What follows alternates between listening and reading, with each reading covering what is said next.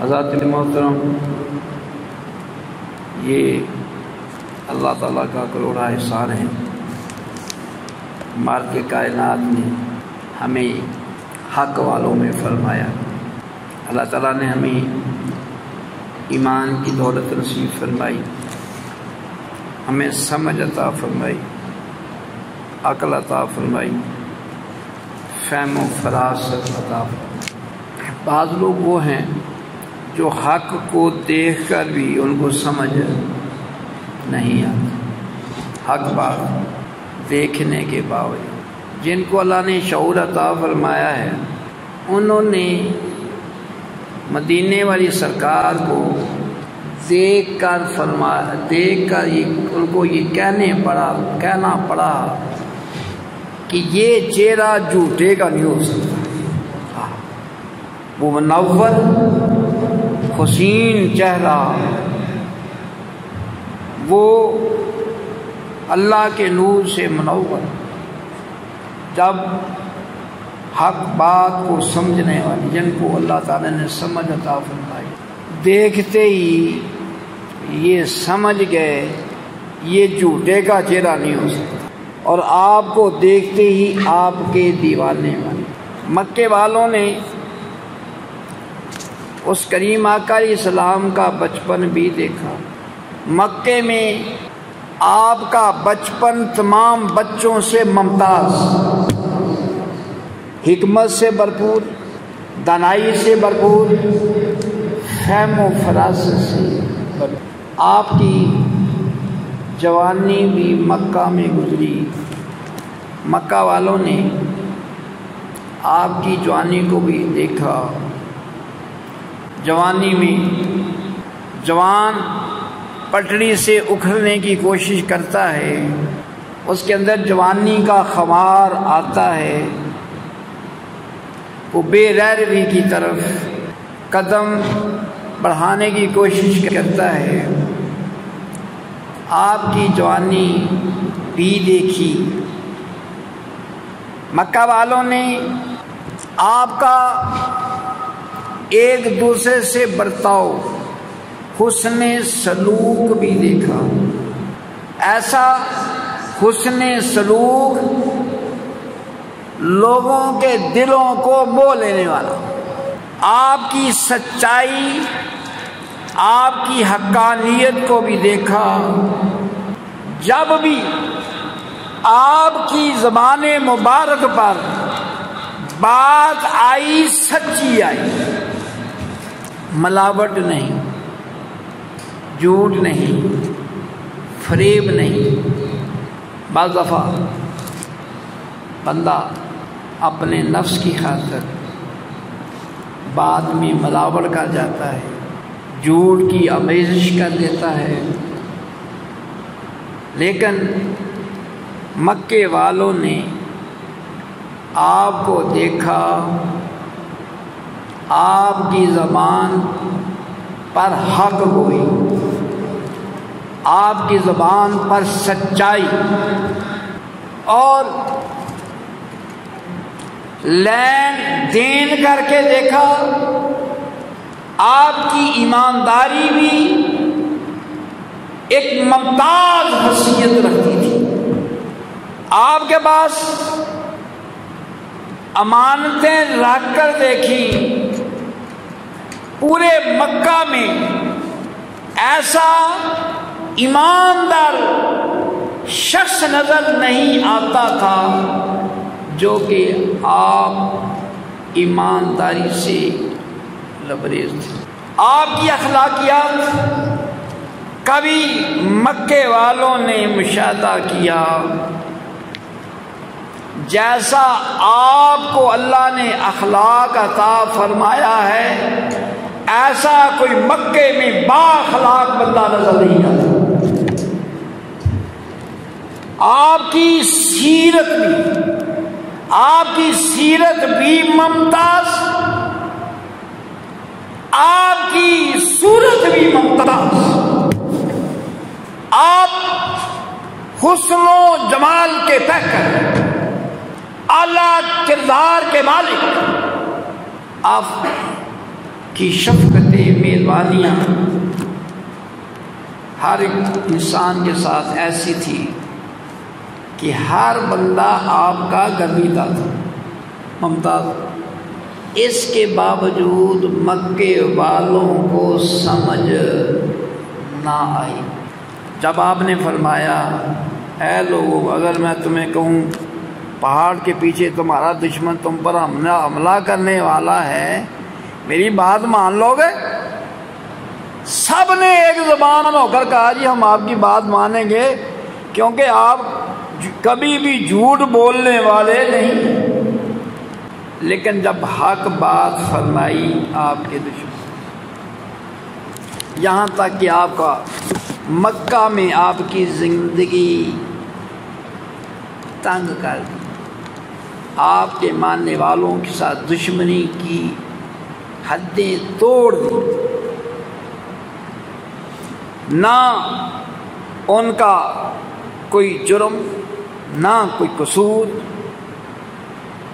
آپ کے ماننے والے صداقت کے پیکر، اخلاق کے پیکر، شرافت کے پیکر، لیکن مکے والے آپ کے دشمن۔ کفر نے ہمیشہ حق والوں کے ساتھ ظلم کیا، زیادتی کی، اللہ کے نبیوں کے ساتھ دشمنی ہو۔ آپ نے اللہ کے حکم سے ہجرت فرمائی مکہ سے، اللہ ہجرت فرمائی تو پھر بھی ان کو غیرت نہ آئی، اب تو انہوں نے مکہ چھوڑ دیا ہے، آپ کے پیچھے آپ کو شہید کرنے کے لیے تو ہجرت فرمائی۔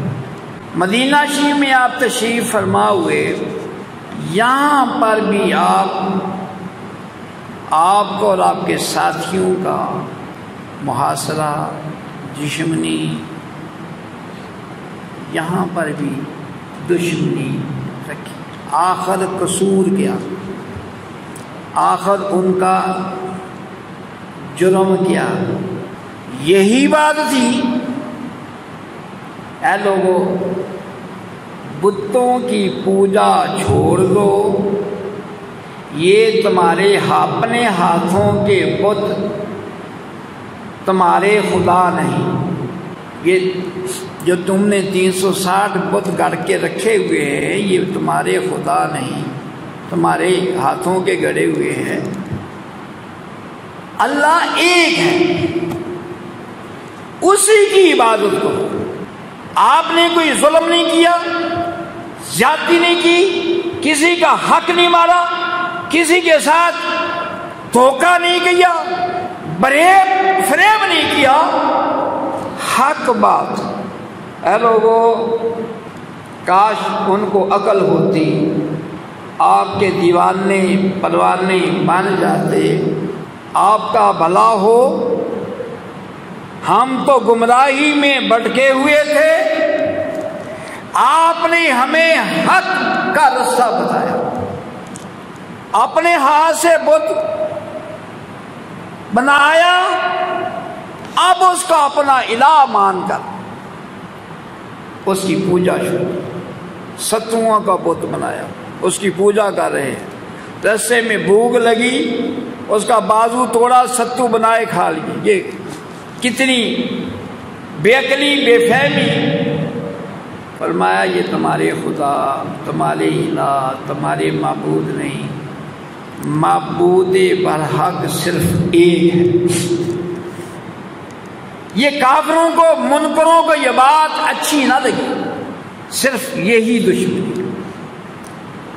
ہمارے بتوں کو برا بلا کہا، بات سمجھائی، حق بات لوگوں کو سمجھائی، حق کا رستہ دکھلایا۔ اللہ تعالیٰ کے حکم سے آپ نے مکہ شریف سے ہجرت فرمائی، مدینہ شریف میں تشریف لائے۔ یہاں پر بھی آپ کو اور آپ کے ماننے والوں کو چین سے جینے نہیں دیا۔ یہ کافر، یہ بے ایمان نہ ہمارے نبی کے دوست، نہ ہمارے دوست، یہ ہمارے نبی صلی اللہ علیہ وسلم کی بھی دشمن ہیں، ہمارے بھی دشمن ہیں، اللہ اس کے رسول نے ان سے دوستی کو منع فرما دیا، یہ تمہارے دوست نہیں دشمن، پتہ ہے، دنیا کو پتہ ہے۔ یہ کفر اسلام کو اور اہل اسلام کو ختم کرنے کے لیے، اس کی جڑیں کاٹنے کے لیے دن رات کوشاں ہے۔ کیا کچھ نہیں کیا اسلام کو کمزور کرنے کے لیے، اسلام پر ظلم و ستم ڈھانے کے لیے، کیا کچھ نہیں کیا، لیکن اسلام اور اہل اسلام نے ان کا خندہ پیشانی کے ساتھ جو ہے محاصرہ کیا، صبر سے کام لیا، ہمت سے کام لیا۔ تو آقا علیہ السلام اور آپ کے ساتھیوں نے جب ہجرت فرمائی تو قریش نے ہجرت کے ساتھ ساتھ مدینہ پر حملہ کی تیاریاں شروع کر دیا، مدینے پر حملہ کرے۔ جب وہ مدینہ شریف پر ہجرت کی تیاریاں کر رہے تھے، اسی اثناء میں ایک غلط خبر مکہ میں پھیلی کہ مسلمان مکہ والوں تمہارا قافلہ لوٹنے کے لیے آ رہے ہیں۔ تو انہوں نے اس پر مسلمانوں کے خلاف پہلے ہی ان کی ذہن میں آلودگی تھی اور انہوں نے مسلمانوں کے ساتھ جنگ کی تیاریاں شروع۔ تو اس کی خبر آقا علیہ السلام کو پہنچی، آقا علیہ السلام نے صحابہ کرام کو جمع کیا۔ کافروں کی تعداد ہزاروں میں اور مسلمان مٹھی بھر مسلمانوں کی تعداد 313۔ آقا علیہ السلام نے جب اس واقعے کی خبر دی اپنے ماننے والوں کو، اہل ایمان کا وہ جذبہ کہ وہ ہزاروں کی تعداد میں بھی ایک مرد مجاہد نہیں گھبراتا، تو اس پر سیدنا صدیق اکبر رضی اللہ عنہ قربان جائیں، سرکار کے جانثار عام کی آپ نے وہ جانثارانہ تقریر کی، سرکار ہماری جانیں حاضر، ہمارا مال حاضر، ہماری اولادیں حاضر، سب کچھ آپ پر قربان۔ اور مقدار بن اسود رضی اللہ تعالیٰ نے عرض کیا، یا رسول اللہ، ہم موسیٰ علیہ السلام کی قوم نہیں۔ وہ موسیٰ علیہ السلام کی قوم کہتی تھی کہ اے موسیٰ، آپ اور آپ کا خدا لڑے ہم تماشا دیکھیں، ہم ویسے نہیں۔ اے میرے آقا، ہم آپ کے آگے پیچھے دائیں اور بائیں جانوں کے ایسے نذرانے پیش کر دیں گے۔ یہ تھے عشاقان مصطفیٰ، جانثاران۔ یا رسول اللہ، ہم آپ کے دائیں بائیں آگے پیچھے اپنی جانوں کے نذرانے پیش کر دیں گے کہ آپ خوش ہو جائیں گے۔